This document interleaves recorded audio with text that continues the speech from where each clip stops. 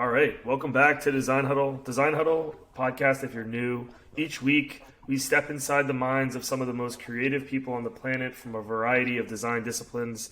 We explore how design impacts our everyday lives and how we can all work to design a better future. Today, we have an awesome guest, James Sommerville. James is the founder and chief designer of Known Unknown, a global design company. James is a brand designer and a marketing aficionado.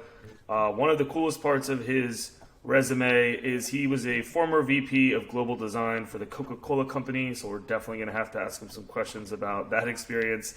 He's spoken at over 200 events in 30 countries about all the topics that Design Huddle cares about: designing, brand strategy, entrepreneurship, and company culture. At Coca-Cola, James led design thinking, brand design execution for 40 identities, designed the Coca-Cola One Brand Strategy, and implemented 200 plus markets and led partnerships with Disney, Marvel, Google, and Star Wars. Wow, that's pretty impressive. All right, let's dive into it. Mustafa, what questions do you have for James? Yes, And James, welcome to the Design Huddle podcast. Ryan, thank you. Thank you for the introduction, and great to be with you guys. Yeah, no, Thank you, Mustafa. so I was like, welcome, James. Just to kick it off, I mean, could you give us an introduction on how you got into design, like just sort of like how you got into the career, your path, education, stuff like that? Yeah, I mean, if I go all the way back, I mean, maybe many designers have got a similar path. I wasn't the most academic.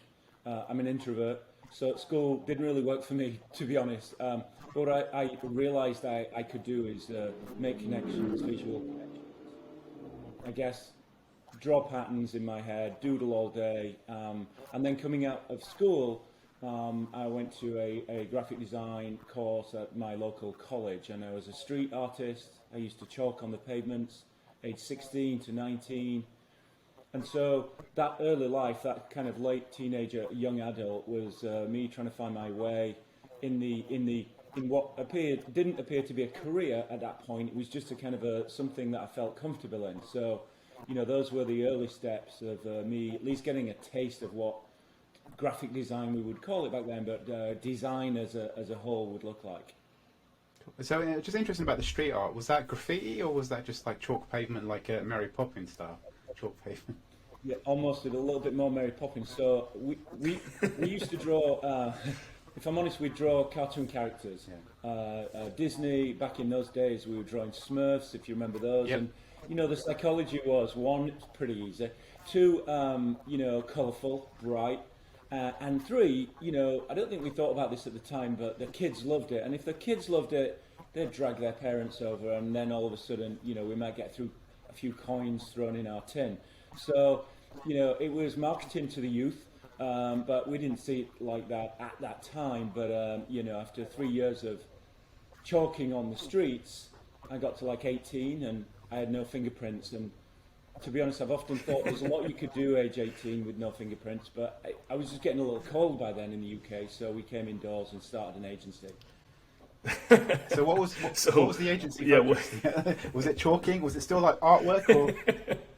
Yeah. That's like the best transition ever. I was, you know, I went from writing with sidewalk chalk to starting an agency. That's like the dream for every designer. They're like, you know what? I'm going to go inside and start something great. But yeah, let's talk a little bit about how you jumped into the agency. And I'd love to hear about who your first customer was.